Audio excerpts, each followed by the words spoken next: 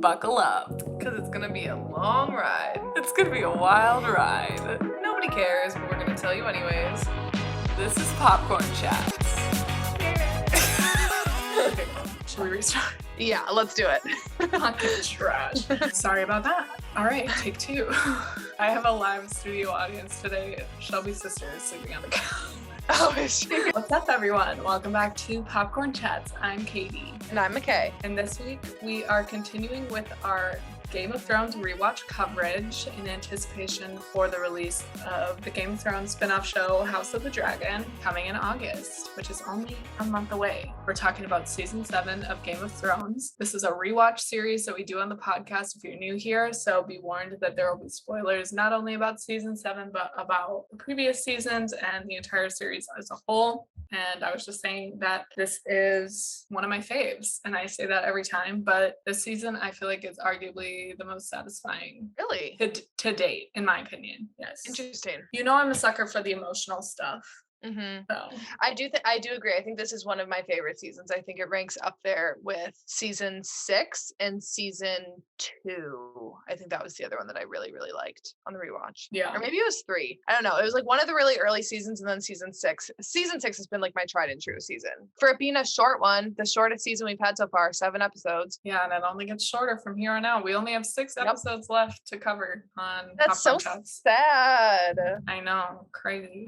Crazy. We've come a long way. Let's do a check-in. I'm okay. I saw 5 Seconds of Summer this past weekend. I've literally had these tickets for 2.5 years, and I finally got to see them. It was so worth the wait. It was my second time seeing them, and it was just actually I think it was like more amazing seeing them this time because the first time that I saw them, I didn't realize that I loved them, and this time I did, and it was just so amazing. Concert was literally so fucking good.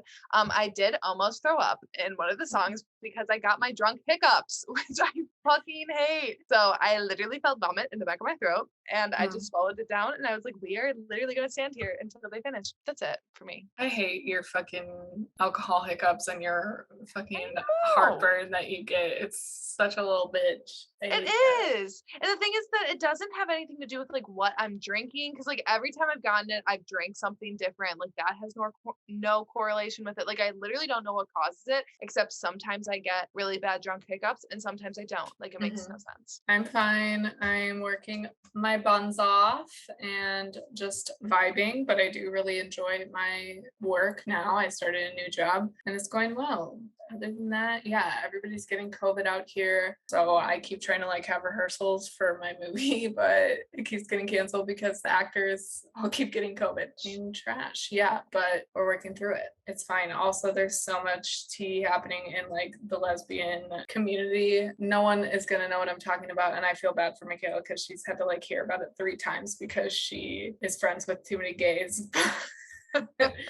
I'm living for it. And if you are part of like the Shannon Beveridge and Fletcher drama and you want to talk about it off pod, feel free to DM me because so I love it. All Good right. for you.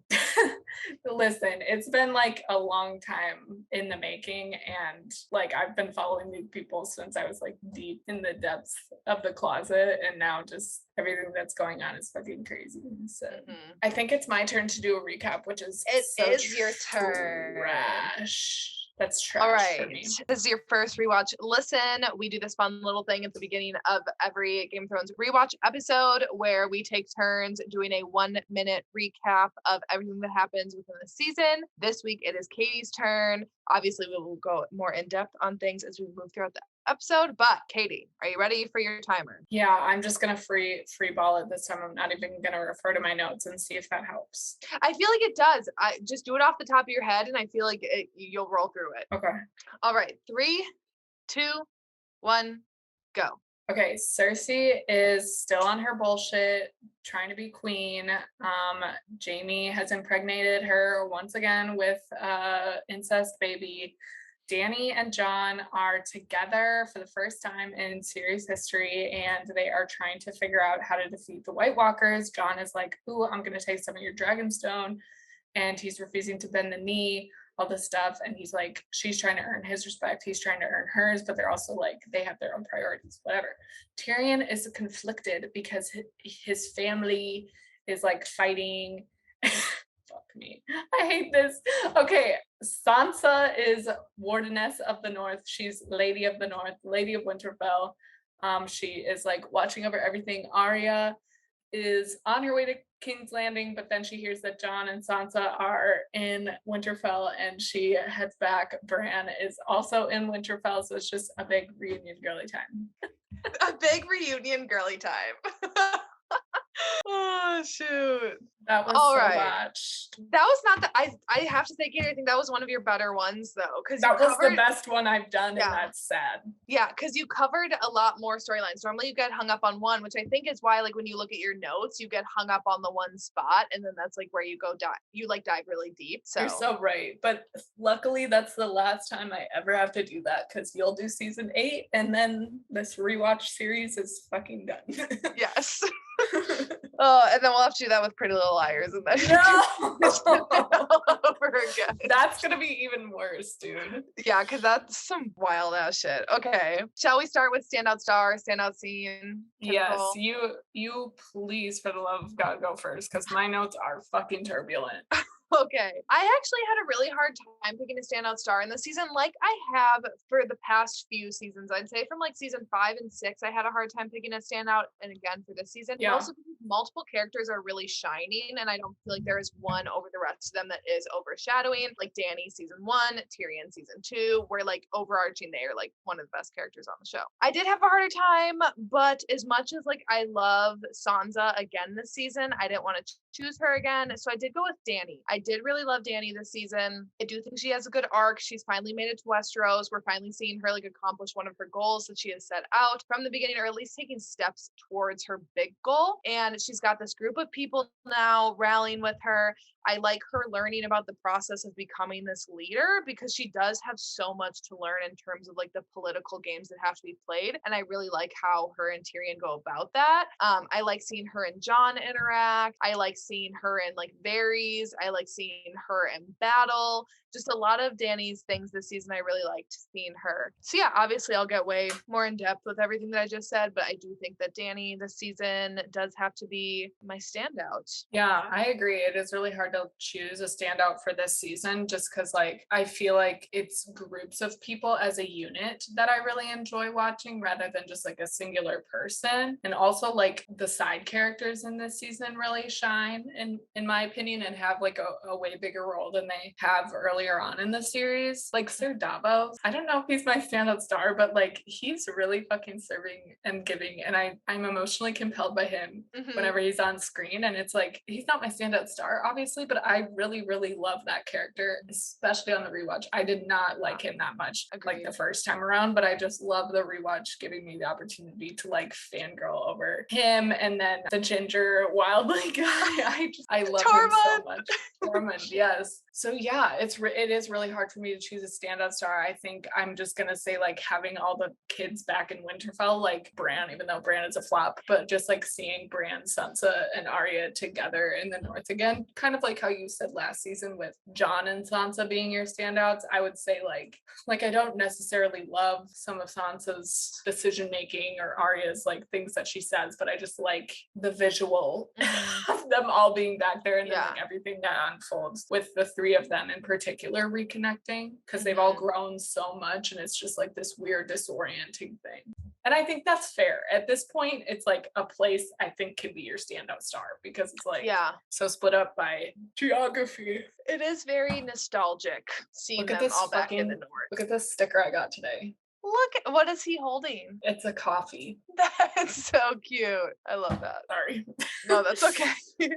Do we have a standout scene? Once again, we will get into I did pick 2. One that is more just like bone chilling, but one that I just like, I was so fucking hyped for this scene. We'll get into it more. I'll just say this here. Peter B getting his shit rocked. I absolutely loved that entire scene. I love Sansa and Arya in that moment. I love even fucking Bran coming Yeah. clutch and being like, actually, that's not the truth, Peter B. Mhm. And I love seeing him get down on his knees and beg like a little bitch. I love everything Mhm. about that scene. So I want Same. to I have more notes about that. We'll dive more in depth into it later. But that is one. And then my second that is just like bone chilling because we've known that the White Walkers were going to be a problem since the beginning of the first episode. That's literally how we introduced this whole entire show. So to see the Night King riding the dragon and tearing down the wall, which it's like been drilled in our heads this whole time that the wall is what protects everyone from what's beyond the wall, and to see that completely gone and see them marching, it's so chilling.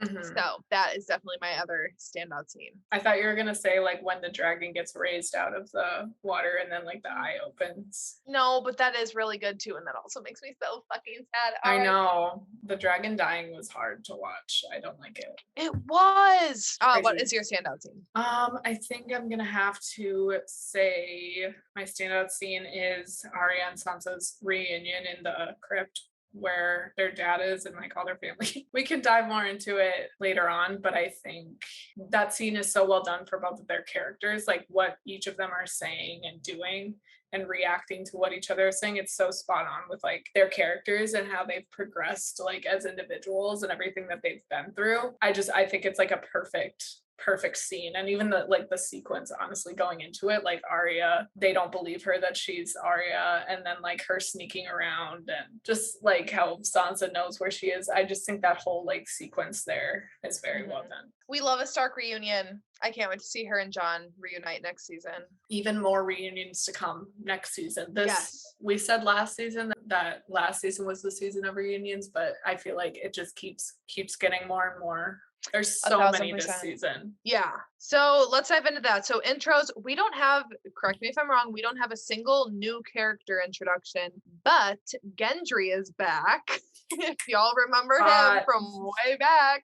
I love him. Yeah, me too. Glad to see that he's back, looking just as good as ever, and happy that he reappeared. I really like when shows leave characters open-ended like that to bring them back. Kind of like John's Uncle Benjen. Yes. You know, like I they was could have thinking killed him that off, same thing. but Yeah. I was like, I wonder if they just kept him in their back pocket. Like, we might need him at some point. I think that's smart. I think that's really smart. So I like that they did that with Gendry and with Uncle Benjen. Yep. And then reunion/crossovers. All right, ladies and gentlemen, buckle up. We got a lot of these. So first, in one meeting, we have the Greyjoys, Theon and Yara. We have the Doran lady, the like sand lady. I forgot what her name is. Oberyn Martell's wife.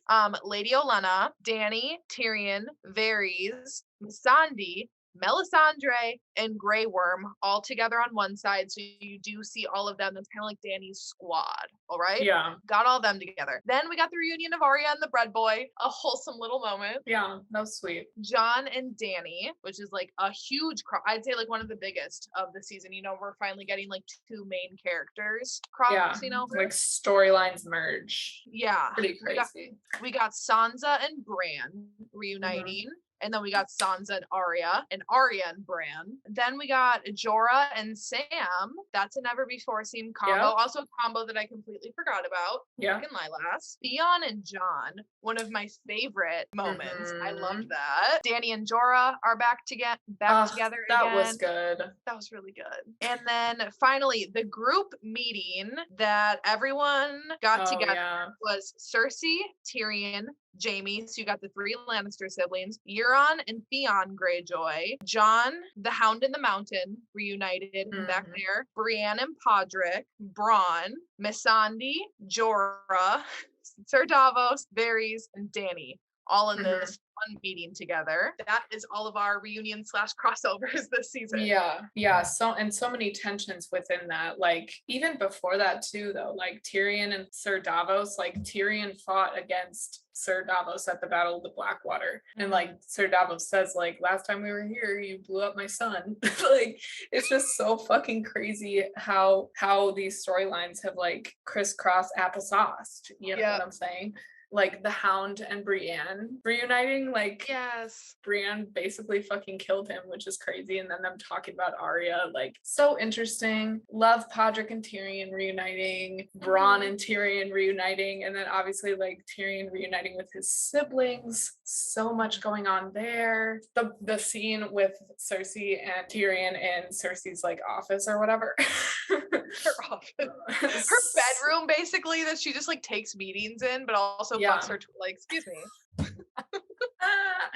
Jesus. And Jon and Tyrion too. I liked them coming back together. I thought that was very good. Yeah. Everything's so well established like at the beginning. And also that like random group of men too, like that goes beyond the wall, like Tormund, the Brotherhood, Gendry, like Sir Jorah, Sir Davos. It's just like the most random group of men, but the dynamic works really well. The Hound. It does. Yeah. Just like the most random group of people, but it's so cool to see them all interact. And I think this season really solidifies like with all these storylines converging and like burying old hatchets and everything like that. It's setting up we have one common enemy, and that's the army of the dead. So the dead. Yeah, it's so fun to see these crossovers this season. It's like such a payoff of 6 seasons previously of everyone doing their own thing. I forgot to like Sir Davos helped Gendry escape when he was like captured by Stannis and the Red Woman. Like all this stuff is just like it had a purpose, you know? Yeah. I love it. Yep. So we'll get more into those. And then our deaths that we had this season, not too many big players. I don't know, kind of. So we had Elia Martell and her daughters, the Sand Snakes. Not really RIP to them. They were all kind of flops. So any notes on that? No. I think Cersei's a bad bitch. The way she did it. Yeah, I did love that. I was like, that's actually pretty iconic. It's good. Lady Olenna, R.I.P. to her. R.I.P. to a legend. Yes, a true legend. And using your last dying breath to be like, I fucking did it, bitch, you dumbass hoe. Because truly, why would Tyrion kill Joffrey? He had just as much a reason as anyone to kill him because he's a fucking bitch. Lady Olenna had an actual fucking reason to get rid of that boy. So did Peter B. And they never suspected her. No. Never. Idiots. They're so dumb. They're so fucking dumb. And I love that she waits until she's drank the poison so that way Jaime can't change his mind too. To be like, actually, I killed your incest baby. And then the death that hurt the most this season, we see Viserion go down, which is just brutal to watch. That is so hard to see the dragon go down. And really like Dany's first, I think, kind of like tick over into madness is really Viserion's death. Yeah, I think that definitely doesn't help the direction that things are already going in. And then lastly, last big death this season is Peter B. R.I.P. Rest in hell, bitch. I think that was all of the crusty. I think that was all of the big deaths. Do you want to start with Arya? Yeah, this intro to the season is so freaking good, and it's such a badass move. She took out an entire house with one single move. That's happening a lot too in this season, where it's just like these long-standing houses, you know, like the Tyrells gone, Charlie's gone, and now the Frey's fucking gone. Everything is being like upended, so it's quite insane. Yes, killing all the Freys is a great way to start off the season and to set up Arya's movement. And I love too when she saves the one girl to be able to deliver the message, because that's what you got to do. You got to be like, you let them all know that winter came for House Frey. Why was Ed Sheeran in this? Oh my god, where is my note about that? I was like, what the actual fuck? That scene was very unnecessary, in my opinion. Because it was. There's just like a group of men underestimating her again. Because she's like, I'm going to kill the queen. And then they all laugh. I think it was supposed to show for like Arya that she doesn't feel the need to or that she doesn't need to kill everyone, you know, where like she is getting like a little ruthless, but that like not every person needs to die. But I didn't need it. And like, she can see the other side too. Like she knows that Lannister soldiers are just like, they admit they're like, we're just fighting a war that like we don't even give a shit shit about. Yeah. So, So like I get the purpose, but I didn't need it. And also Ed Sheeran, why are you why? here? Why? So fucking random.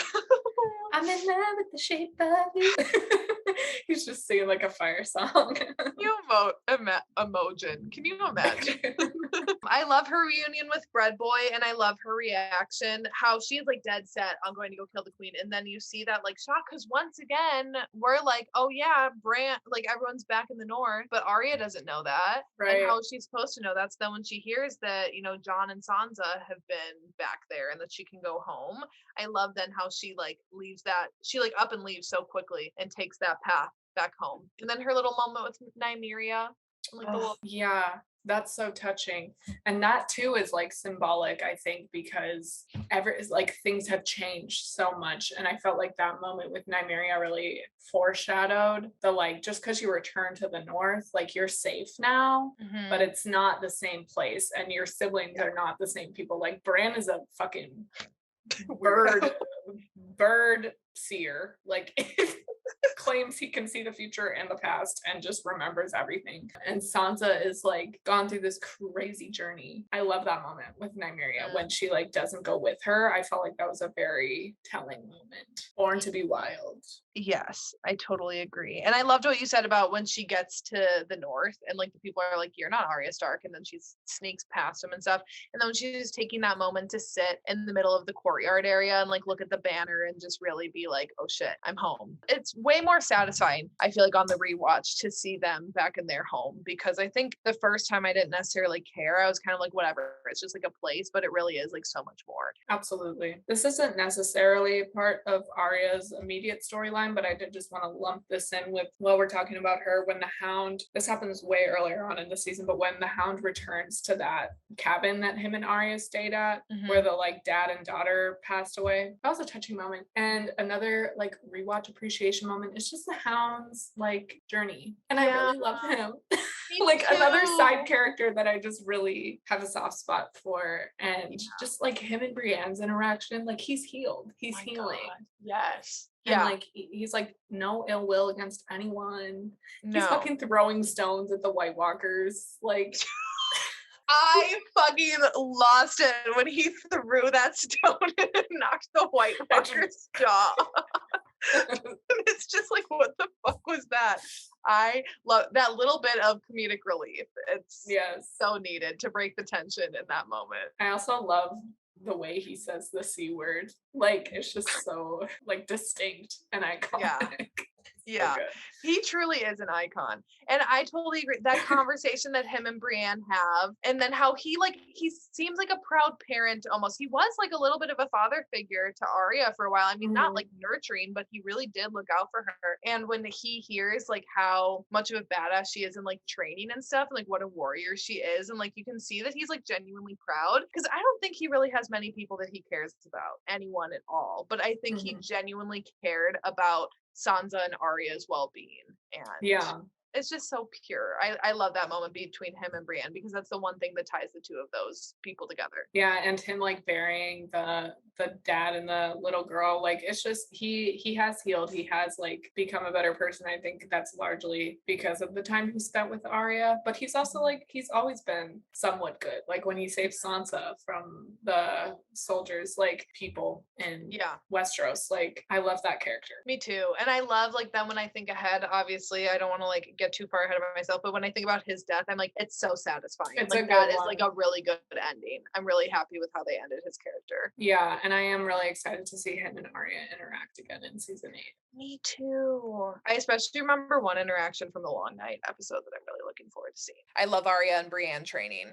Yeah, I really liked seeing them sparring together. I thought that was a fun moment. I did not realize that Bran gives Arya the dagger that she kills the Night King with. In the spot that she kills him in. Like, it's so good. And that's only something that, well, I mean, unless you're like steel trap memory, I would have never picked that up if I didn't see it the first time. But that shit was, that hit hard. That hit real hard. It did. It was really good. It does. It's so good. So was Peter B the cutthroat?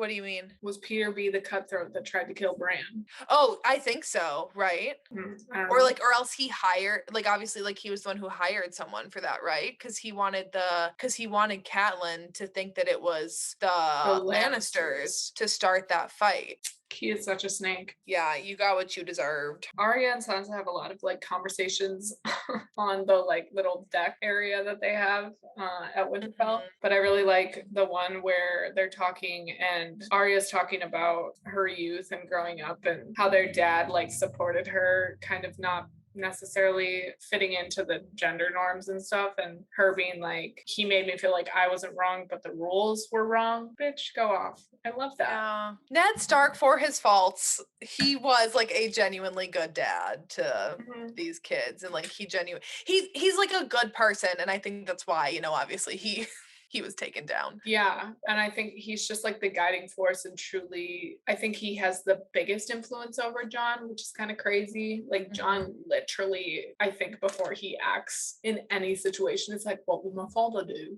I don't think that's the case for like Arya or Sansa necessarily, but I think he still has had that influence over Arya, and he had a role in like all of their lives kind of in different ways, which is really neat. Yeah, and I love that scene then when they're talking about him in the crypt, and just like how even though right now, even though they're both Starks and back home, they are very different people still. The thing that brings them together ultimately is Ned and like their family. I just love Sansa constantly sassing at Peter B and shutting him down every chance she gets. Like, yes, absolutely. And I got teary-eyed when Jon left Sansa the North before he took off to meet with Dany. I really liked that. I love that he was like, yes, you're a Stark, but also like you are the best person to be in this position and run the North while I'm gone. And I do love their dynamic, and I just love that, and I love that Sansa got to step into that role. I also really like the moment, it's early on in the season when she and Jon are talking about Cersei, and John's like, it almost sounds like you admire her, and she's like, well, I did learn a lot from her. I love that she acknowledges that in that moment, and I think that is also very reflective of like Sansa in this season. She's really taking on this leadership role, and she's taking things that she's learned from really awful people. Like, she's learned a lot from Peter B, she's learned a lot from Cersei, and she admits both of those things. Even when like she's sentencing Peter B to death, peace and blessings, she's like, I will take what I learned from you, and I thank you for that. Bye, bitch. Like, she is kind of like Arya, taking what she needs from the faceless men or the Hound or like people that she meets along the way. The Stark children kind of do that, but then they always have this like moral compass within them, I think, from their upbringing in Winterfell. So I love that too, because I think Sansa probably thought that she would never say that she learned anything from Cersei or that she was anything like her, because obviously she hated her and never wanted to be like her at all. But after all that she's been through and all that she has seen, I think she sees what we see in Cersei as a woman who has always been underestimated and has had to outmaneuver every single person that has come across her path. And I like that Arya picks that up and is like, yeah, you know what, if I'm going to do this, I know that I'm coming in a step behind. So what can I do to get ahead? It's a good lesson for her. And also, Jon, don't be like that. I mean, like, I get it, but also like, dumb. It was just one other thing before we get into back to like Sansa, Arya, and Bran, because again, this happens in the North before Jon leaves, is it did something to me when Peter is talking to Jon, and I'm like, literally just fuck off. I hate you. And then when seeing Jon choke and threaten him, and he was like, if you put a hand on my sister, I will fucking kill you.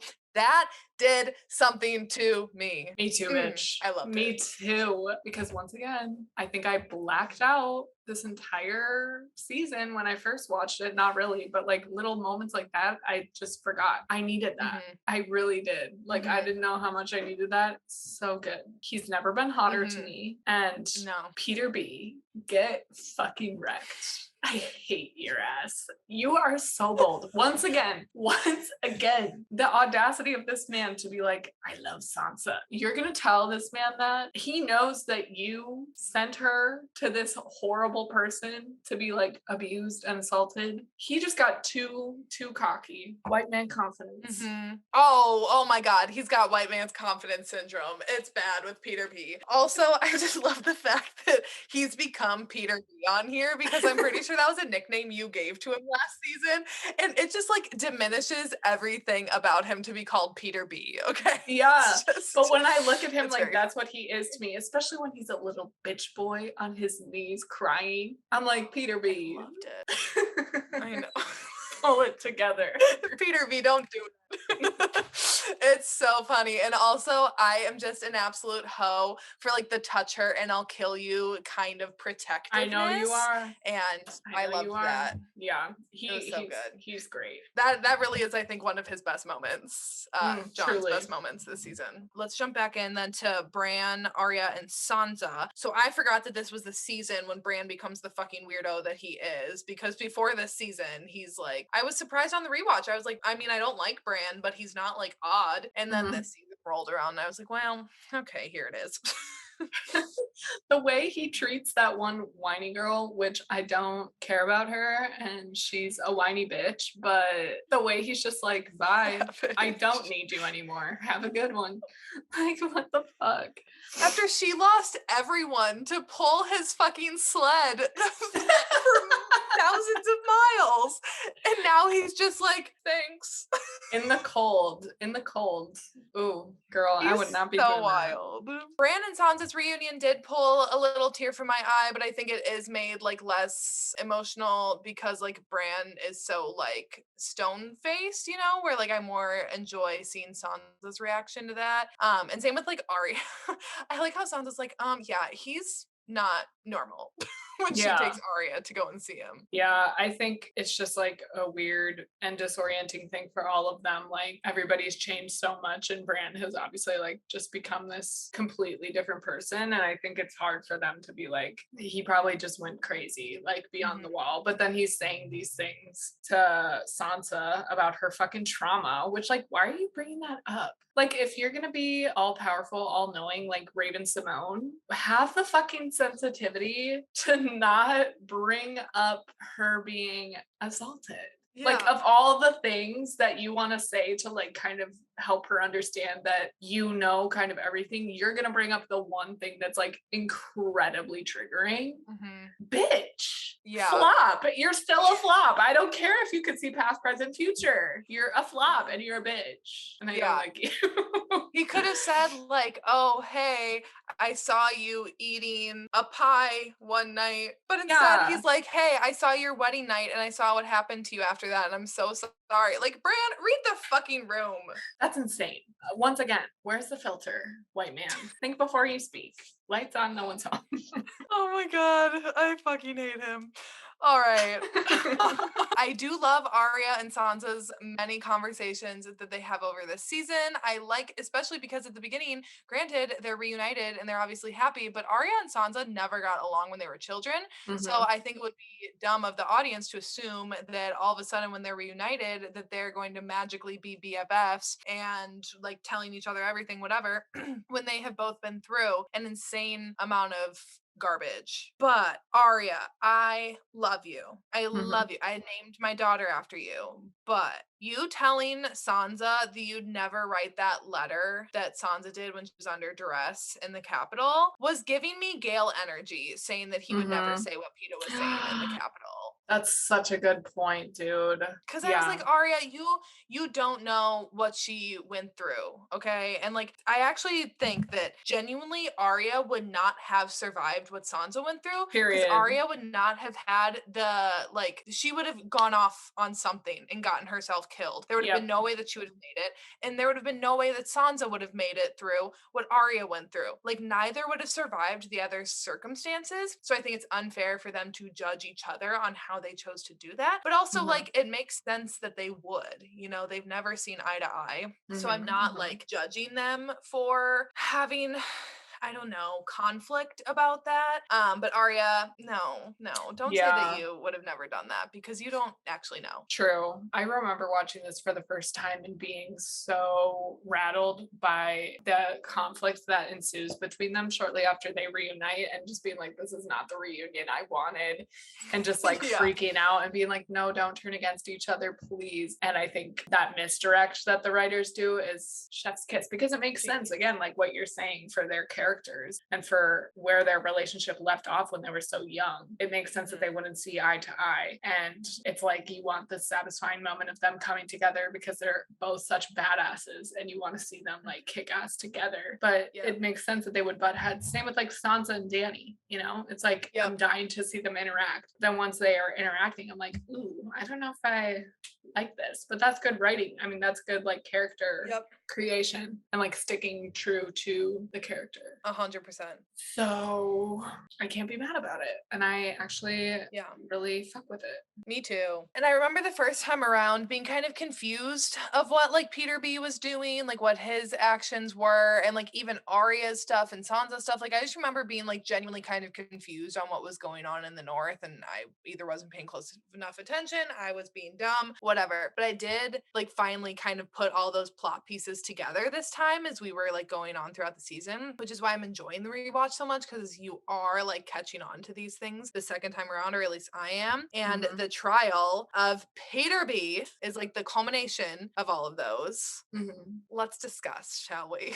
The trial of Peter B. We're getting into it. Yeah. Okay. One of the best Bran moments, and there are a few of those, but I really love the moment when Peter B gives him the dagger and they're talking and whatever, and he's like being a fake ass snake bitch, Peter B, and saying like, oh, if you need anything, just let me know. He's like, I'm sure it's so hard for you with all this chaos going on. And he says, chaos is a ladder. And he's quoting motherfucking Peter B from early on, season 1 or 2. Peter B says, chaos is a ladder to Varys. Not together. And that's Bran's first moment of being like, bitch, I know you're a snake. See, okay, I'm curious on how Bran, like, does he just know these things, or does he have to actively be in his head, like, okay, let me see, like, all of Peter B's life, you know, or is it, like, there? Yeah, I don't know how that works for that, but I think he remembers everything, he can see everything, and, like, when he chooses to, like, go and see Lyanna and Rhaegar getting married, I think, like, sometimes he has to choose to go see it. I don't, because the whole him becoming three-eyed raven thing was a bit of a rush job, if I remember correctly. So I think I'm not sure how it all works, but I thought that I loved that moment because you could see Peter being a little bit like, ooh, sketched out by that. And then I think Bran did really have a big role to play in Sansa and Arya not turning on each other. And then also the two of them just had like the common sense and the wherewithal to be like, he's a snake. Yeah, I think Arya, like obviously Sansa has been sus on Peter B now for seasons since season 5. So I think for her, she was never going to take what he said at face value. And I think then with Arya, like she's not going to trust literally any single person unless if you are probably named John. Like that's probably the one person that you would like really trust right now. So I'm glad that they saw through his shit. I just love seeing the shock on his face because he thinks that he is such hot shit. Like you said, he is so cocky this season. He thinks that he is untouchable at this point. Nothing has happened to him at this point. He's always managed to get out of every single situation that he's been in. So why would now be any different? So hit the shock on his face when when Sansa is like, how do you answer to these crimes, Lord Baelish? And he's like, me? What do you mean? I'm a little confused. It's like, yeah, no shit, bitch. You just got double crossed. How's it fucking feel? Taste your own fucking medicine. When Sansa's like, what charges? What are you confused about, Peter? What's not clicking in your head? Do you not remember? You're shady. I love to see him begging like a little bitch boy down on his knees, humiliating himself in front of everyone. That does something to me. Love Bran coming in clutch with his weird ass powers to be like, actually, psych. I know what you've done. I love Sansa's command of the entire room and owning Peter B in that moment in front of everyone and exposing him for the snake that he is, especially to like the Knights of the Vale, because obviously like they're still kind of like under Peter, but now they're like, oh, we're not gonna fuck with you because you killed our queen, or not like queen, whatever, you killed our lady. I absolutely love Arya slitting his throat and just how she's walked up, boom, and done. Yeah, so quick. And just let that bitch bleed out. You look so tragic. I'm embarrassed for you. You're running around like asking people to help you. I order you to escort me back to the Vale. You really think they're gonna fucking do that? That's so sad for you. It's really embarrassing. It is. It's truly an embarrassing death, and I think that's why it's so satisfying, because it's so nice to see his character be humiliated in this moment. Yep. You will not be missed. We definitely did not need him in the eighth season. Like, he would have just been a hindrance. And then lastly, I just love Arya and Sansa's conversation on the roof after killing Peter B. Now we know that they're on the same side. The Stark siblings are going to stay together. And I love the quote of like, the lone wolf dies, but the pack survives, because it's so true. The Starks divided, would not stand. They have to stand together. So good. Oh, one last thing in the north. Actually, this was way at the beginning. Miss Lyanna Mormont. I love at the very beginning when they are all having their meeting before Jon even leaves to go with Dany, and how she is standing up against all the sexist pigs in the room who are like, the women can't fight. And Lyanna's like, I'm fucking fighting. We're training the women to fight. You need us. Let us do it. She is tiny, but she is mighty. I do have a question for you. What would you say is your favorite reunion of this season? Of this season? Oh, there were so many good ones. I mean, I feel like we said there's nothing quite like a Stark reunion. I'd say that's like one of the most emotional one. Like Sansa and Arya, I do just love seeing them back together. But no. Okay, I love Theon and Jon, and I love some of their conversations, but I do think like Sansa and Arya, like they're not beat this season with the reunion. What about you? Yeah, I really like all of them. I really like the Hound and Brienne. It's like minor, but it's a special moment in my opinion. Really like Jon and Tyrion. I feel like just plot movement wise, that's a really important one. Like their connection in season 1 aided that whole thing. So, and then like my favorite storyline converging is obviously like Jon and Dany, and I like when Dany like hears about Jon for the first time, and then when they meet for the first time, and when Tyrion is like, Starks don't typically fare well when they travel south, and he's like, I'm not a Stark, and then boom, immediately a dragon flies in, like foreshadowing, bitch, he's not a fucking Stark, he's a motherfucking Targaryen. Like it's all so good and so much better on the rewatch. Like not better, but it just hits harder, like we've been saying this whole time. Is your favorite like converging Jon and Dany too? Jon and Dany, 100%. I love seeing the two of them interact, and I, like you said, I love what it does for the plot. I love that both of them, I think, are right. Like when they're coming together, and how Dany's like, you need to bend the knee, and Jon's like, I'm not gonna do that. Like when I look at both sides, I don't look at one and just being like, oh, you're just being like stubborn, like get over it. Like no, I look at them and I'm like, I genuinely understand why you each refuse to bow to the other. And I like that. I like that cases can be made for both of them. And I just like seeing them interact this season. Really like what Jon like opens up in Dany a little bit. Like what he brings out in her.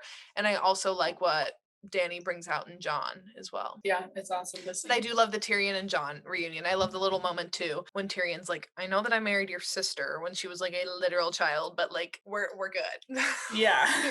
Like I was nice to her, okay? Yeah, certain things it's like at this point you kind of gotta just bury old hatchets, like same with Jon and Theon. Like I forgive you for what I can forgive you for, and like but bygones be bygones at this point, bro. Also, I'm sorry, I just found this note, my last thing on Bran when I was looking through, because again, my notes are not like the most organized either. Bran, this is where I'm like, once again, why the hell does he end this way? But he says, I can't be Lord of anything. I'm the three-eyed raven. Because I think Peter B is like, oh, you can be like the Lord of Winterfell. And this is Bran's response. And it's like, but then you'll take the whole ass Iron Throne next season? Once again, this season being as good as it is makes me even more angry about next season's ending. Yeah. That's not what we're here to talk about today. Okay, where do we want to head to next? We got King's Landing or Danielle. I do love how just the incest is an open thing now between Jaime and Cersei. She's kind of crazy. Full ass just letting people know that she is openly fucking her brother. Yeah. And like in that throne scene with Euron, then when he makes that jab at Jaime about having like two working hands, and Jaime looks so pissed. Like once again, everyone fully knows it now. There is no hiding it whatsoever. Like that is Cersei's like first rule I feel like that she put into place when she took the throne. Like incest, good. I feel like it's the spark behind her fire. It's like, I just want to do whatever the fuck I want to do. And in order to do that and like kill anyone who's sneering at it, like I just need to be queen. And the fact that she's like, we're just going to tell everybody that the baby's yours. Like, who gives a fuck? And that's not so far-fetched. Like the Targaryens were incestuous and they ruled for like centuries before Robert came in. So it's like, I don't know, it's very interesting. And yeah, they're just openly doing the deed. And she's like, we'll need fresh sheets. It's like, wow. Bold. She's nothing if not bold. The dragon catapult, you know, it really does seem, every time you think it's like Cersei, you've lost. Like, there's no hope, babes. She comes out with something and it's just like, interesting. Like that little switcheroo that they did with the whole Casterly Rock situation and going to the Tyrells and fucking all that shit up. Like, she's smart. She's not all the way down bad, but she's also a dumb bitch. She's smart and a dumb bitch. I do think that Jaime's character is really brought down by Cersei this season. Yeah. Like really brought down by her. And it just like, it makes me want to shake him and just be like, get the fuck away from her. Like you are just, you're not happy here, okay? You're not happy with her. You're only with her out of like this love that you've had for her for all these years, but you have to look at who she is now. And like who she is now is not someone that you like and that you agree with and that you're supporting, but yet you're like, you're loyal to her. And oh, it just frustrates me so much. I really hate what this season does for Jaime's character. Yeah, but I also like his decision at the end to like turn his back on her and leave her. And I just wish that he would have stuck with that in season 8. But whatever. We're just talking about season 7 right now. Yeah, I 1000% agree. And I think the people closest to him too, like Bran and Tyrion, are like, dude. And even Lady Olenna's like, bro, you got to get out of that relationship. Like, it's not. Yeah. Like everyone can see it but him. Yeah, it's bad. It's bad. Can we talk about the battle quick in episode 4 that Jaime and Bronn do with the Dothraki? And that's crazy. Crazy shit. I forgot about this battle. Me too. I completely forgot about it. So that was like really great. But I got we talk about like the moments that just give you chills in the show. And one of the moments that really gave me chills was seeing the Dothraki run in and then the shot of the dragon. I think, was it Drogon maybe, even like soaring above them. And once again, it just makes me so fucking sad that it doesn't end well for Dany at the end of this show. Because when you see her in this battle, you're rooting for her and you're seeing her again. And then there's the triumphant music, like it's making you feel something towards her. And then just knowing that it goes south, that is, again, we're getting ahead to season 8. But this battle is particularly interesting than some of the other ones. Because obviously in battles before, Battle of the Blackwater, no one who was rooting for Stannis. Like literally no one. Not when you're getting like Tyrion's rallying speech. Battle of the Bastards, no one's rooting for Ramsay. Okay, Hard Home, no one's rooting for the Night King. But in this battle in particular, you don't want Bronn and Jaime to die, and you don't want Dany to die, and they're the two opposing forces. And it's so interesting. It's the first battle that we've had that, and I think that makes this battle like all the more special, almost in a way, like more fun to watch because you're on the edge of your seat for both sides. Yeah. Wow. That's a really good point that I didn't even like put together, but I know like, it's such like a nerve-wracking battle because you're like, no, Bronn, don't go to the catapult. Like, do not fucking hurt the dragon. But then it's also like, I love to see Bronn have his little moment. I also really like the moments when people are seeing her dragons for the first time or seeing the Dothraki for the first time. Like just that reaction never gets old.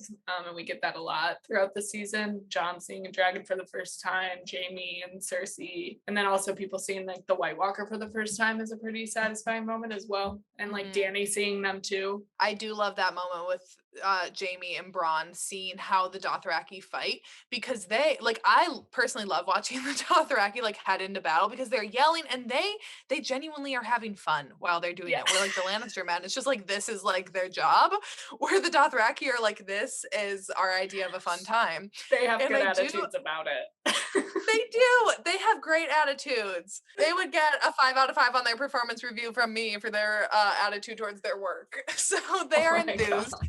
And I do love that. And I love seeing Jamie and Braun's reaction to that, to being like, these guys are like next level than anything that we've ever faced before. And then seeing the dragon and just seeing the destruction that Dany creates. And I think that's, you know, obviously what further makes Jamie leave Cersei, when she has not seen what the dragons can do, when Jamie has seen in front of his very eyes how the dragons just like obliterate their forces completely. It's just, like you said, it's really cool to see people's reactions to the dragons for the first time. Cersei's logic is just so flawed, and it's really hard to like even see where she's coming from when she's talking at the end about her plan and her strategy, and Jamie's like, either way we're fucked, like we need to join them and hope that they're gonna like forgive us because we're fucked. And she just is so blinded by like hatred and everything, and her like pursuit of whatever the fuck it is she wants. It's wild. Also just like how she it's almost like she gets off on revenge when she like kills the Dornish ladies and then like goes and fucks Jamie, and it's like Jamie doesn't know that that's why she's all like sexed up and ready to go. So I feel bad for Jamie. It's getting played. I feel bad for Jamie too. Yeah. That's also, so you're dumb. botched. You're dumb. You have a perfectly good woman in Brienne, and you keep going back to your fucking sister, who's a crazy bitch, and she's your sister. She's your twin. I was gonna say, it shouldn't even matter that she's crazy. It should just be enough that she's your literal twin. Okay.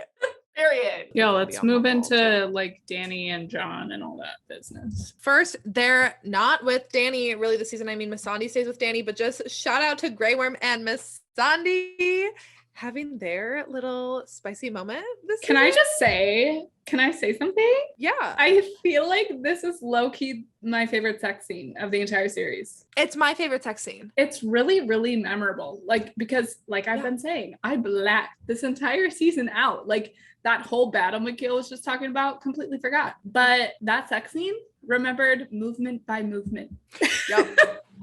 I love it. Yep. It's the best. It's the best. I'm happy for them. I'm so happy for them. Yeah. It's like the purest scene, you know, out of all of them, because it's just like these two characters, just like out of everyone, they truly deserve so much happiness and like the best in the world, because they have just had a shit go from the moment that they were born. And then I love too how you said certain moments like last season when Dany was talking shit with that one girl about all the old women, and that like moment of her just being like a girl. I love that too, when she and Missandei, when she's kind of like, so did something happen with you and Grey Worm? It's just like her having a friendship and like something small outside of the scheme of this war that she's constantly fighting. It's a cute moment. Right. Yeah. I feel like the role Missandei plays is so understated, but it's so huge. And especially next season. But like what she says to Sir Davos and Sir Davos and Jon about how like, no, we chose her to be our queen. Like she's the queen that we chose. And just because we're serving her now too, like she gave us a choice. And I like how Davos like questions her, like, would she really like let you go though if you wanted to? Like, but I don't know.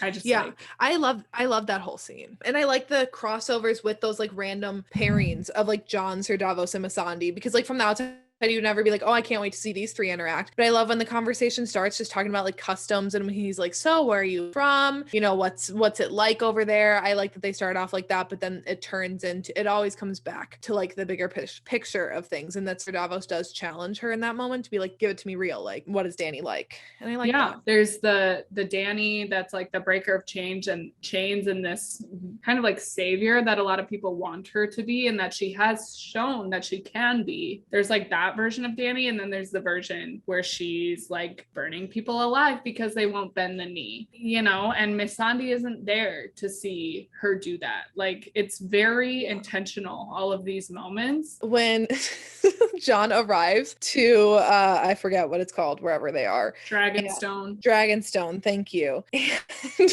when they go over all of Dany's names, and then Sir Davos is just like, this is Jon Snow. Again, that little moment breaking that tension of this huge moment. And then also Sir Davos is just once again the ultimate hype man. He was always the hype man for Stannis, and Stannis never deserved that hype. And then now he is Jon's ultimate hype man, and it's nice to see him hyping someone that is actually like deserves the hype that he's getting. Yes, you and I think so similarly, because I had the same note about Sir Davos and just how much of a fucking G he is. The way he speaks, like he has such a way of influencing people and like convincing people to believe in other people and like hype up other people that deserve it. He's been so integral in like bridging the gaps. Like Dany was completely dismissive of Jon Snow. She was like, what the fuck? Like, how could I trust you? And then Sir Davos is like, yo. And what he says literally like sticks in her mind about him like dying for his people, and how she's like, wait, what was that? Like that changes the trajectory of everything. I love Daddy Davos. I think he's amazing. Daddy Davos, stop it. Daddy Davos and Peter That's B. so iconic. But you're so right. And Peter B. And then Podrick the pussy pleaser. Yes. Her obsession with people bending the knee, it's kind of upsetting. And like you can kind of see the beginnings of Varys and Tyrion questioning things and being a little like wary about how things are going. I like the advice that she gets, like, you're not here to be the queen of ashes, like you're here to be the queen of people who like have always kind of lived under an unjust ruler. But I do also feel like she has a lot of voices in her ear. She has like the Tyrells, Dorne and Yara, and then Varys and Tyrion, and like everybody at the beginning in that meeting that you were talking about. It's just like a lot, especially because all of these people have like their own internal motives and like beef with the Lannisters or beef with whoever. Interesting. Would you rather fuck Podrick or Grey Worm? Oh my God, you can't. I mean, Grey Worm, 1000%. But I would love to experience Podrick. Yes. But Grey Worm all the way. What about you? I think Podrick, he's more my type, but I love Grey Worm. I would really like to fuck Missandei if I could choose. Both of them. Absolutely. When she takes off her thing, like, bitch, can I have that body? Like, what do I have to do for that? Oh my God. Probably not drink as much as I do. Yeah. Probably not get high and eat an entire pizza by myself. That's probably step one. Probably. How to get a Missandei body. Do not get high and eat pizza. But you'd be happy with the fucking strain of weed I just bought, though. It's called Skywalker. Is it? Yeah, and it's good. It's some good shit. Yeah. It lives up to the name. Another moment that I completely forgot about, like how you've talked about certain moments that you blocked out, this I completely blocked out. The Greyjoy ship battle. Yes, bitch. Completely Remember, forgot. literally last season, we were like, how do things end for Yara? And then I'm like, in that scene, I'm like, does Yara die? Yeah. I was wondering literally like, I could not. And in that moment, dude, I was like, I could not tell you what happens here. Gun to my head, I could not tell you what's. No. I know that Theon lives, and beyond that, that's it. That's all I would know. I had no clue. I completely forgot about that. I love that. I love Battle on the Sea like that. I hate Euron. It's an interesting battle sequence. We've talked about how much we love Yara this time around, and I think seeing in that moment when she is taken by Euron, and I'm like sitting there and I'm like chanting, because again, I didn't know how Yara ended either. So I'm like, does Theon save her right now? And it's like, dude, I want to root for you so fucking badly. But then you just left Yara. Yara has always fought for you. And you had the opportunity now to return the favor and fight for her. And instead you were like, boop, and plopped overboard. The thing is, though, like, could he really have done anything? Like, he would have just died too. No. He would have, but I think it just like shows once again that he's like a coward in that moment. And I don't like it. I think he like realistically he would have gotten himself killed. But yeah, I think he would have gotten himself killed in that moment. I do think it was like an act of cowardice when he did jump over the edge, but him like basically being willing to like fight that one Ironborn dude to the death to be like, yo, we're going to save my fucking sister. I think that was like his moment of, okay, I'm going to save my sister. Him confronting Jon, who has so much beef with him and could easily just like take him out. He's like, yo, I need to go save my sister. Like he does eventually make his mind up, but it's like a tactical, he wanted to do it the right way. But I also agree with you that I think he was being a bitch, but it's gonna be okay. I think he saves Yara. I think it's all good. Yeah, I think so. Because obviously he makes it back to Winterfell. So I'm assuming she does too. Like, I don't think she's there. Like, I think she comes back I don't know. Yeah, I literally can't remember if she's there for the long night or not. I don't know. Because like, I can't picture her like the night before, when they're all like having their last moments. Like, I don't remember her there. I don't remember her in the actual battle. Maybe she's Cersei's prisoner for like until like Dany and everyone comes, and then maybe that's when she gets out. That's kind of like the fun thing of like not knowing that. Yeah, also her and the Sand Lady getting together for a little bit. Love it. Yeah. I was like, Can you not interrupt us with battle, please? I do agree. I do love that moment when Theon like rallies the Greyjoy men and are like, we're gonna go save her. Like, she has always fought for you guys. Now it's time for you to fight for her. I did appreciate that. It is good. It's just in that moment. And especially seeing Yara's face when she realizes that Theon isn't gonna try to help her. It's hard. It is hard. And it's all for fucking nothing. Euron then just like pieces out when he finds out about the White Walkers. So I was like, what the fuck was that even for? Because Yara wouldn't be like, oh, peace, we're going back to the Iron Islands. Out of here with that shit. Euron just sucks. He's my least favorite late add-in to the show. He's an eyesore. I just fucking hate him. He's gross. Yeah, he's crusty, isn't he? Jon and Theon, that reunion, that was so tense. Jon has so much beef with Theon at this point for what Theon did to the Stark home, how he like basically ran off Bran and Rickon, which then in turn eventually resulting in Rickon's death and Bran becoming Bran has now become. And also we don't really know what he all knows about Sansa and Theon's time because we never see Sansa telling Jon everything. But you have to think that Sansa told him some stuff about Theon. So I feel like that's just that extra layer in there of the beef that Jon has with Theon. Yeah, but I also think he's like the only reason why he's letting Theon live is because he helped her. But he's lucky that he did that. I think, he's redemptive, just like the Hound and other characters in this show, like Jaime. They're all redemptive sometimes. Yeah. And I did like their conversation. So obviously the reunion on the beach was tense. But then I did like their conversation that they had later, and when Theon talks about searching for forgiveness for himself and kind of trying to learn to live with what he's done over his life and the mistakes that he's made, and also he's just healing from his super traumatic time with Ramsay. And I did really appreciate that moment. And then Jon in that moment too of being like, well, you know what, like we're square, like you don't have anything more with me, like you're forgiven, like I've forgiven you. Obviously Sansa has dealt with you, like everyone has. You just need to like now figure out how you can forgive yourself. And I did like that. Here's my thing about Jon. He is like, in moments like that, it's like, again, what I've been saying, let bygones be bygones. What happened in the past, it fucking happened. It is what it is, whatever. Like, this threat is too great. Like, we cannot be hung up on this stuff. But then this motherfucker isn't willing to tell a little white lie to Cersei. Like, bro, that's the bitch, if you don't recall, that like started all this fucking bullshit. She's the one who put your sister through hell. She's the one who was there when Ned Stark was beheaded. She's the one who got Robb killed. Like, you're not willing to tell a little white lie to her for this like whole situation to get better? What the fuck? That's like Jon had his Ned Stark moment there when Ned got himself beheaded. It's like, just fucking lie. Like, that's what you have. And he's like, you jeopardized so many people for your moral compass. And that again is like where here's the thing. I appreciate it because he's not like the perfect person. He's flawed. He has his issues, and there's no such thing as a perfect human being. So it's fine. I'm not going to shit on Jon this episode. I'm not in the mood. Before this big meeting happens, though, Jon and crew needs to go get themselves a White Walker to take to Cersei because there's no way in hell Cersei's going to listen to them until they bring proof. This group of misfits, kind of as you said before, this random group gets together and heads beyond the wall. I remembered that they got a hold of a dragon, but I didn't remember how. So that again was like exciting to see.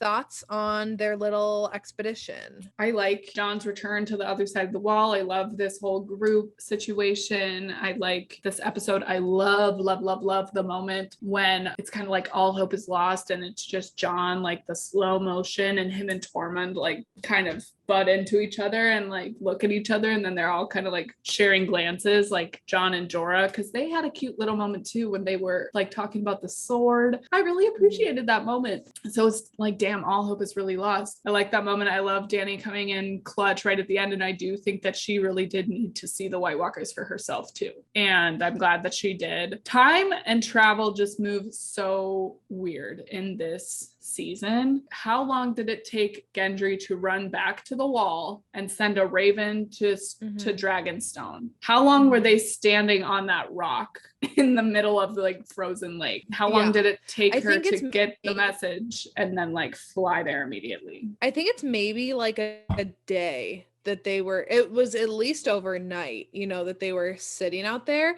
So I think Gendry probably made it back within a few hours and got the Raven out to then, I don't know how fast obviously a Raven flew there, but I think Dany and the dragons, could travel pretty quickly. Yeah. But I don't know. Like in my head, I'm thinking that all happens within like a day, but I don't actually know. Interesting. Yeah, I don't know. Like Jon in particular is really just bopping around every which way in this season. Beyond the Wall, back south, like back in King's Landing, back to Dragonstone, back to Winterfell. Like he dips his hand in literally every pot this season. He does. And I also love the fire swords that the Lords of Light Brotherhood use in battle. I think that just makes it so dynamic. Everyone needs one. I'm a hoe for our all hope is lost moment that we get here. And I love Dany swooping in and seeing Viserion get shot. I definitely did cry because I'm very attached to the dragons. And I believe, Katie, back in like episode 1, you asked like which house I would want to be a part of. And I think I might have said the Lannisters because I was like, they at least always come out on top. I think you said Starks. Did I? Okay. Starks would still be my pick, but if I'm choosing like a sigil, like if myself, I could create my own house, it would be a fucking dragon because dragons are just like the coolest thing ever. And I'm so like attached to those 3 dragons, and to see one of them go down for real,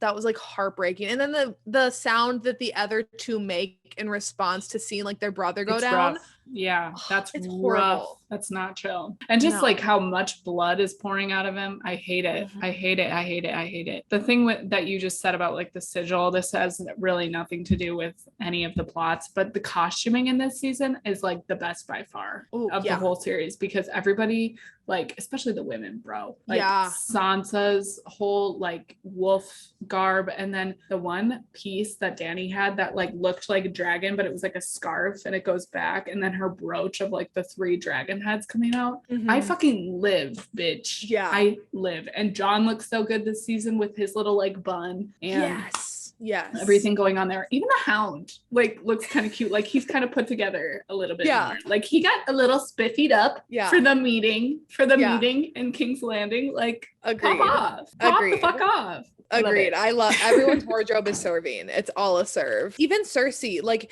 when she used to be in those like flowy dresses, like a lot more feminine, a little more sexy. Now she's like high collars, just like power bitch, Yeah. I love her crown that she wears at the meeting too. It's like it sits so like cool on her head and like points up. Love it. I don't really have many notes on the meeting except that it's just cool that we get to see all these characters interacting really for the first time. I love Tyrion standing up and fucking Euron, get out of here. Literally no one invited you here. I mean, Cersei invited you, but literally no one else wants you here. And when he's like going at Theon right away, it's like, why? You did this for what? Like sit down. And I love then when Cersei's like threatening him with the mountain. I'm like, yeah, you want to fuck with Zombie Man? No. Yeah, right.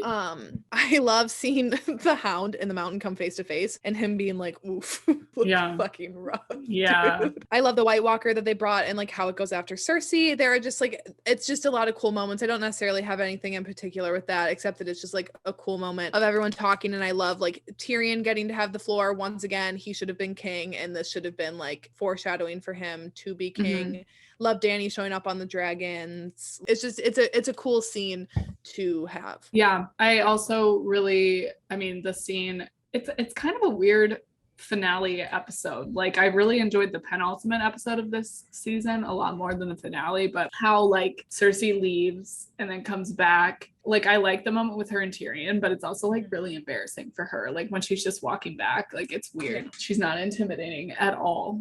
Like at all. That's just embarrassing. But the moment when Tyrion is like asking her to kill him, I think, because it's like they're not going to have a productive conversation if she just keeps like threatening to kill him. He's like, all right, if you're going to kill me, fucking do it. Like, I've laid everything out on the line. Like this is a serious situation. We need to have a conversation. They both have a drinking problem too. I think Tyrion gets a lot of flack for his drinking, but like literally in every scene, Cersei is drinking, which rightfully so. She's lost a lot of people in her life. She's lost all 3 children. Like I'd probably be drinking pretty heavily too, but also I don't have a brother. But if are you actually pregnant? True. Yeah. I don't know if she's actually pregnant. Didn't Jamie say he doesn't believe her? I don't know. And I can't remember, like, was that a ploy or not? Last big kind of thing that is revealed this season is Jon's heritage, which is interesting. We get that revealed while he is fucking his aunt. So love that. I do like the reveal for Jon's heritage and what it sets up for season 8 going in, knowing that he is actually like the first heir, or like what would be considered the true heir to the throne, how that's going to affect his and Dany's dynamic. I think it's interesting. Obviously, we know how it plays out. We'll get into that in season 8, but I do like the conflict that creates. I love how things have really come full circle too, just in the grand scheme of things. Like Jon's heritage aside, like the character details of this aside, this entire conflict between all of these houses, and like they've mentioned several times, like we're fighting our parents' war, or like we are the children of these great houses, like finishing out this conflict or whatever. We find out in this season so much of it was like orchestrated and built on like a misunderstanding. They thought that Lyanna was being like raped and taken by Rhaegar, like kidnapped, but they were in love. And like that's, you know, why like Robert and Ned and all of these people like stormed.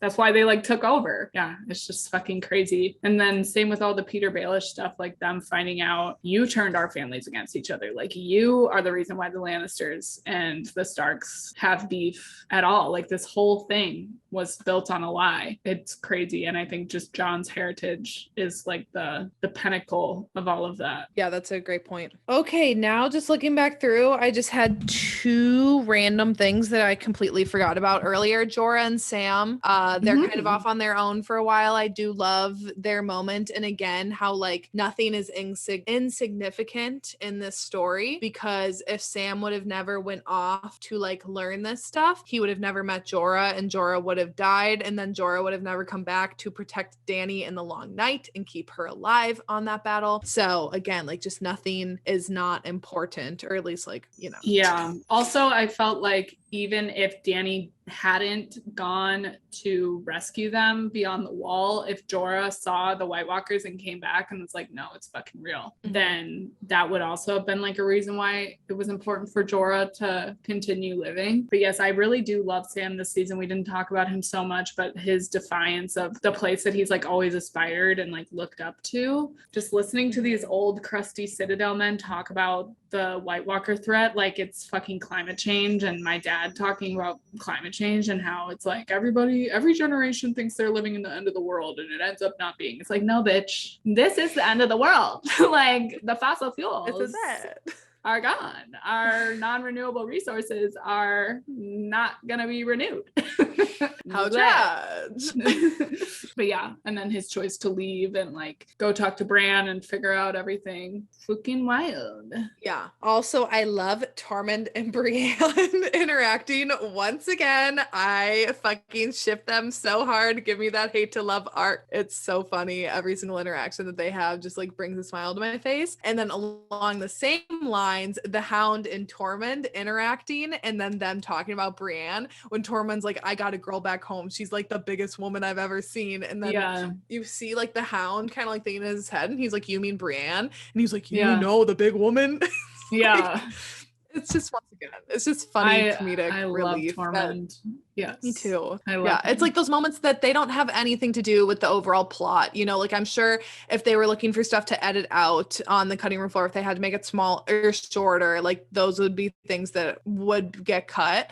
But I'm so glad that we have those, because it's just fun. And then my last note is just what an epic way. Once again, I kind of already talked about my standout scene, but an epic way to end the season with the wall coming down and seeing that the Night King now has a dragon. We already know what a huge threat the army of the dead is, but then to see the Night King on a literal dragon breathing blue fire, that just makes it like all the more scary for us knowing what we're heading into. It's a great way to end the season and to like leave people on the edge of their seats for season 8. I think just like the way that Dany kind of ends with this season and what she does with the Lannister soldiers and how she doesn't really give them a choice. It's either like bend the knee and fight for me or die. That's not the Daenerys we know and love. So it's definitely like a turning point. But also she's doing things like asking Jon Snow for advice, which that's not the Daenerys that we know. Like she does rely on people that she trusts for advice, but I felt like that was another big turning point. So I still stand by what I've always said, that they didn't have to go down the route that they did. And I also, last thing I'm going to say about this season, Cersei agreeing to fight alongside of them should have just been the thing that she did, because I hate that it goes from the long night to then just like fighting Cersei, who has literally nothing. It would have been so much better to see all of them fighting alongside each other. And then when they defeat the White Walkers, what happens after that? I am so sad that we are depraved and we will never get that as a society. I envy the alternate universe where the writers actually had their shit together and realized that that's what they should have done. And like you literally had it all set up. And I get that Cersei's like a bitch, but really Jaime could have like talked her into it. Would have just been better, period. I'm sorry. Yeah. I just wish Dany and Jon could have been together at the end. Like obviously we've been saying this whole time, like, ew, fucking incest. But like genuinely, like if Dany and Jon would have sat on the throne together, I would have been very happy with that ending. Yeah. Or he's the king of the north and she's, but I like Sansa's queen of the north. Yeah. Anyways, we will get into it. We are going to be doing 2 parts for season 8 because we are only 3 weeks out now from House of the Dragons. The second week of August, we're going to be doing season 8 part 1, and then we'll be doing season 8 part 2 because we're going to have a lot to talk about season 8 by itself, but then also we want to talk about the series as a whole, and really, obviously we've talked about it a bit along the way, but really just reflect on the 8 seasons as one big picture together. So we're going to be splitting that up into 2 episodes, and then we will start right after that with our House of the Dragon episode. Yeah, and then we'll be moving into some fun stuff come September. Super excited. Check out Popcorn Chats Pod on Instagram. Go give us a follow on there. Make sure you're following us on YouTube, subscribing, liking, commenting something friendly. Follow us on TikTok at Popcorn Chats Pod. Follow Oh Hey It's MICHAE. Subscribe to Oh Hey It's MICHAE on YouTube, and your girl KT. The letter K, the letter T. The letter K, the letter T. All right, y'all. Lilas. Lilas.